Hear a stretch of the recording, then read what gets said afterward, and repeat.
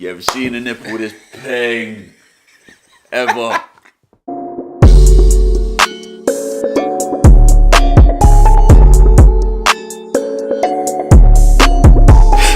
Yo, what's good, people? It's me, your boy BLK, and welcome to today's edition of the BLKLIST with the big homie, Madman State. What's good, G? Yes.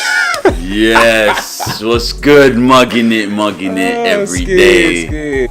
If you don't know, Madman State is a cousin of mine and a rapper from West London in Acton. Been rapping for a while. Straight out the dark, amplified rhymes ignite. I inside fear in your heart, handle like spark. Hands on the ground, watch me terrorize clowns all day. Wild for some action, amping insane. Switching up the anthem, back in the game. I hide out till it's night out, then ride like a vampire, no shit. Bro, weak flow, you got nothing. Gassed up your rain and shit. Keep bluffing, spit rap, killing them quick. I get the bus, you got my mans looking down and shit. No point discussing. Who's got back? Reckon that is fight. Who's got dough or who's got flow? I go real hard on Scott. Them niggas sleeping, man. Fuck them though, don't know. Just got the feeling. She won't hesitate to get it all set. Back more, baby, get closer. When it turns night today, I might pass out. So addicted, so explicit, low key. No doubt, if you ever in your life, when it's strong, like a time high blind, nigga like me. He's dropped a mixtape, the C.B.T Mixtape, Cognitive Behavioral Therapy. Bruv, you know that word, yeah? Anyway. It's hard, isn't it? Mad, yeah. So you guys go check that out. I'll put the link in the bio afterwards and everything, so you guys can just hop on that. Yeah, how you been, bro? How you been? What you been up to, man? Busy. 2019, busy. Like, yeah, bro. Oh, 2018 was busy, but you know how it is. It's like you just keep going. The next level, innit? You just gotta keep climbing from what you did previously. So what you been up to? Like, what was the last few months of 2018 saying? To be honest, like I think of it in years. Like 2018, I was just going shows, like networking, just meeting people all across London, different venues, different shows, like different scenes, innit? Like just exploring the London scene. Last year, I was just going everywhere, and there's still more places to go. That's the thing about it. So. But yeah, I was just networking, meeting different promoters, event people, and obviously just setting up my way for when I want to start releasing shit, which is now this year, innit? Good luck with all of that. I know how hard it is to kind of like get your shit out there and to keep the momentum going, especially when you got, you know, life on the outside. Bro, it's hard. Like there's so many artists, like compared to when we were younger and we used to listen to music, like let's say the grime era or whatever. Yeah. Now, the competition is like mad. Crazy. But everyone's a rapper now, isn't it? Like, so there is a lot more people that you have to compete for that space with. So I hear that. Obviously, we've been rapping from day together, but just let people know how long you've been rapping for, and you know what made you want to start getting into that whole way of rapping. What made that your career choice or what you wanted to do? Yeah, obviously, Big Bro did it with his friends and shit. So I used to just peep what they were doing, and then I was like, alright, this is kind of entertaining, isn't it? And then when I started listening to music, there's a couple of albums which just literally just made me like, you know, I want to do that. Not even for like the sake of a career. I just thought the fun of it, like, let me just do it and see what people think. I hear that. And then just doing that with a couple of heads here and there in school and just other heads I knew. And then, you know, it's like built from there basically. Yeah, like it's a snowball effect, innit? And the thing is, as you get as you get more into it, you start clocking people around the same age range as you do. For example, like when we were in uni and all that shit. And I clocked that you guys had your wanted to do it as well. Like, I mean, you guys had your grime stuff, and I didn't know. Tight uni days. That's what I'm saying. BMT Hills and all that. Like, so it's like you start clocking people around you who also went through that thing, and it makes it more exciting. It's like, oh, that's them lot, and they do that. Oh, let's do that. And when you have a cipher together, it makes it like, let me bring my best bars. And just the hunger. With different styles and that. Everybody's got a different way of flowing. This brother's good, or this brother sounds like this, or does this. And you pick up things from each different pocket, like groups and shit. Yeah, so that leads me to ask, like, who would you say like your biggest influences are? Because you know you're saying like, okay, different people have different styles and you can take stuff from one and, you know, lend it to yours. Like, who would you say your biggest influences are of back then? From the start? Yeah, like from like when you were coming up, listening to music. All that 90s East Coast, Biggie, Wu, Nas. That's standard. I mean, the thing is, obviously, I listened to Tupac and Snoop and that before. That's what I knew of rap. But it didn't really make me. I love it, but it didn't make me want to do it. Until I heard that 90s New York shit. I was like, what the fuck is this? Like, everyone just came with different flavors and shit. And then they were mad back then. There was bare talent coming out of that. To think it was just like New York, New Jersey, and Staten Island, and all them places. It's like even now watching documentaries. Like when you watch the documentaries of that era and that in that time frame, that place, it's like, wow, this just seemed like some mad thing. Some crazy shit. Before rap, I always loved like music in general. I wish I could play music. So then when I heard when I got into rap, it was like, oh, this is something musical I can do. Okay, let me do that. The progression as a rapper, okay, I want to start recording. I need beats.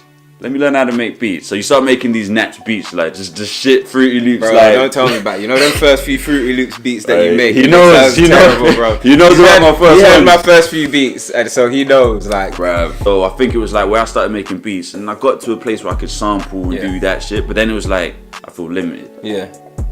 Maybe let me go back and challenge myself with what I originally wanted to do, which was music. Yeah. And be like, fuck it, let me do it. Yeah. Learn piano, learn guitar, like take it further. I tried to recreate the sampling, but through playing instruments. My approach to making music, especially with rap, is I make it as if I'm making a sampled hip hop beat, but I'm doing everything originally: the bass line, the keys, the strings. How I hear it in sample is like how I play it with the instruments. I've obviously been around how, I don't know, your musical journey, so to speak, seeing from when you was rapping from early, seeing from like kind of where you started playing instruments, and you kind of all self-taught as well. It's not like he's kind of gone anywhere or someone's taken him to a class when he was younger, which is, I don't know, for me, something I respect in it, because you don't see a lot of people who are so desperate to be musically orientated that they'll go out and learn how to play instruments and learn how to do things of their own accord. And I remember the first few times where you'd be strumming the guitar and it's like, yo, and to now, how you play is totally different. Let's not lie, it was dead. But everyone's got to start from somewhere. It doesn't just happen overnight. Now in the music industry, like obviously all these people we're talking about are your peers. Is there anybody that you look at and think, right, this person's doing their thing? Are there artists that impress you? Yeah. And who are they? Yeah, shout out fucking Reese Jackson, Idris Miles, Danny Platinum. There's a bunch of people. There's too many. Cam Certified as well. There's loads. Just watching everyone on social media, what they're doing. Oh, they're gonna be at that show. Let me go. It's like I'm aware of what they're doing. People who I feel have paved the way for the artists I'm around now, like your Koji Radicals or Shay Lingos. Them kinds of people. What is it about those guys that interests you more than looking at the people who are kind of global stars and household names? It's kind of like giving you that impetus, like they're on the same level as me. I respect what they're doing. Let's keep building a scene. Also, with established artists, it's like I haven't been around the grind. I haven't seen where they've come from. So me being around these people, it's like it's relatable, isn't it? It's like this is what they're doing. This is what I'm doing. Trying to build together. What are your goals for this year? Like, what's a good 2019? For Madman State. Say it out now, speak it into existence. Let's go. I've got law of attraction. Literally, man. Keep grinding it. I've got plans to release my project this year. Singles as well. Okay. But what I'm really planning to do more shows, keep doing performances and stuff. But what I really want to achieve, and which I'm putting like the groundwork in now, is a headline show. Like autumn, end of summer. And that for me is like, it's not obviously gonna be music first and foremost, but I want to incorporate like artwork into it. So it's gonna be like a visualized performance with like obviously like acts on stage and shit. And I'll be like headlining with my main project or whatever. But like you're gonna get all the artwork that I've done. C.B.T and this new project. I can't reveal too much. Sounds like there's a lot cooking. And also, it's gonna be a made like boy. Tommy Skills. What do we say? Amen. Give time. So that brings me to the final section of the week.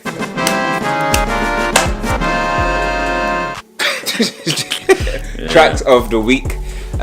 You know exactly what that means. I give you a couple of tracks that I've been bumping, and since we've got a special guest with us today, he's going to bless you with one of the tracks that he's been listening to. So, track of the week, what are you going to give them?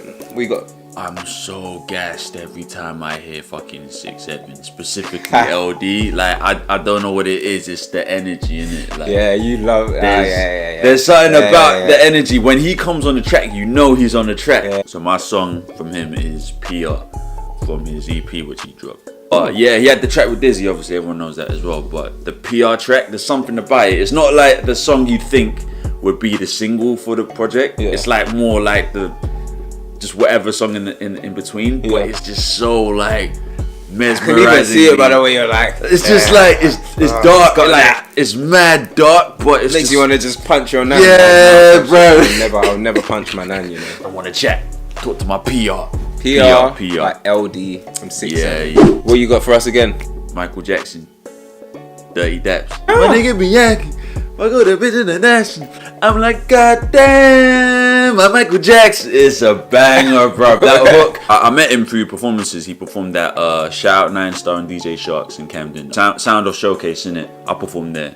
Fucking sick fucking event. You came down that last time, innit? Oh, okay, yeah. I remember that. Yeah. But that song, it's just so catchy.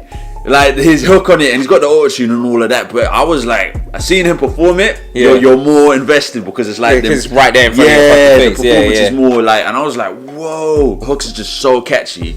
Even to the point where I saw him perform it first. I was like, I gotta do my research on this guy. So then I researched him, and then I watched the video.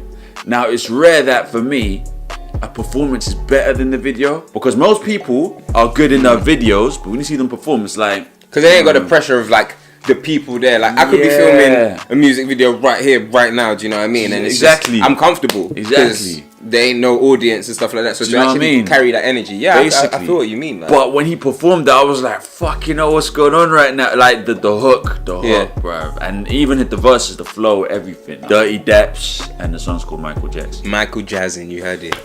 Michael Jackson. Jackson. What, another one, yeah? It's called Double Cup Case. I know this one. Yeah. He's cold. Basically, he's cold. Double Cup Case. He's cold because he's like he's just greasy mouthed and he just says what he feels. In the thing that I liked when you showed me the video was like the visuals. The visuals were crazy. Were quite strong. Yeah. The video as well. And it's like I feel like nowadays sometimes visuals can take you somewhere with the track and make the track it enhances the track. And so when you go back to go and hear it in your ears, again, when you're hearing it on like I don't know, in your iPod or whatever, or iPod. Who the fuck has an iPod? You've got an iPod now, bro. No, I've got no iPod no more, bro. It's just a phone now. It's just a phone. Okay, cool. When your phone, like it's like it enhances that experience for you. So yeah, I fuck with this artist. So tell him what the name was again. So the song's called Trippin', and that's by Double Cup Case. And yeah, he's just a cold MC. Like. Finally, on Tracks of the Week, it would be rude not to because I've bumped this track a lot this week. We've got 1800 by Headie 1 and Dave, and you know what? Can I say something about this song? I've only listened to it once or twice, but I'm in a production group of loads of producers across London, and it's just nice it's just good to see other people's opinions of the latest songs. Now this song was thrown in there, and immediately you start seeing people's opinions, and these are people all over London, producers, a whole network of people chiming in on their opinion. And I noticed a few of them were like, the whole sound is now starting to sound the same, and for that they all thought Dave had the best verse, but it still was a good song. But I know what you mean, because it's just like Homer and B again. It's just like well, for me, the thing is about it is that Headie 1 is, when it comes to drill, there's few people that I think for me are at the top of drill. Do you know what I mean? Yeah. Like when it comes to that whole genre of music, there's 2 or 3 artists who I think are at the top. Or doing like the most, or the industry leaders. And for me, Headie 1 is one of them. For me, at the top of drill, from the time I've known what drill was, the people that I've listened to, out of all the artists that I've tried to listen to, is Lowski, Headie 1, K-Trap. Those are the 3 guys that I'm like, okay, I see why they're at the top. Maybe 6, 7, but they're a group. So I'm talking about the individual artists themselves. Lowski, Headie 1, K-Trap are the ones at the top. So for me, Headie 1 releasing this and then getting Dave on it. And to be fair, I'm not surprised that they said about Dave, because Dave bodies on the verse. But you know what it is? But I think the main point that I think I agree with what they were saying is that when Dave came on the track, Dave brought his identity to the track. When I heard Headie 1, it was just, I'm not going to lie, it was good. But it was a format that I have heard before. Whereas Dave came and he brought Dave to the table. See what I'm saying? Now that's the thing that I do agree with. I'm not saying it's bad for that reason, I'm not saying it sounds like everything else out there. I do think it's easy to kind of fall into a format of how to fit on a beat and not bring yourself sometimes. He was one of the first people I heard. He's had some of the biggest singles in drill that have made it more popular. Do you know what I mean? Therefore, when I hear Headie One spitting like that, I'm not thinking about all these other men have done it or are doing it. I'm thinking he's doing what he's always been doing, and there's a lot of people who have maybe because I never heard him before. To copy. So that's really my opinion on the whole thing. And but then I will say Dave does body. He does bring his style, and the thing I like about Dave is the clarity when he spits bars. It's like he's not afraid of his English accent. He's intelligent. He uses every T, every I. Bro, that guy makes me feel stupid when I listen to him. Sometimes, bro. Like, for me, that track just bangs, and you know what? I think it's going to go on to do quite well. And to be fair, Dave's on a hot streak with the tracks he's on. They're doing quite well in the charts whenever he jumps on the track. So, good luck to both of them. But that's my last track of the week, and it's 1800 by Headie One and Dave. That concludes the backlist for this week. I'd like to say thank you to Madman State for coming through. Each and every time, you know what it is. The big homie. I hope you guys have enjoyed it. Keep it locked till next week when I'm back, giving you some more musical headlines and headaches. I don't know what the fuck we doing, but we enjoying life. Yeah, nigga, you ever seen a nipple this peng though? Like, what?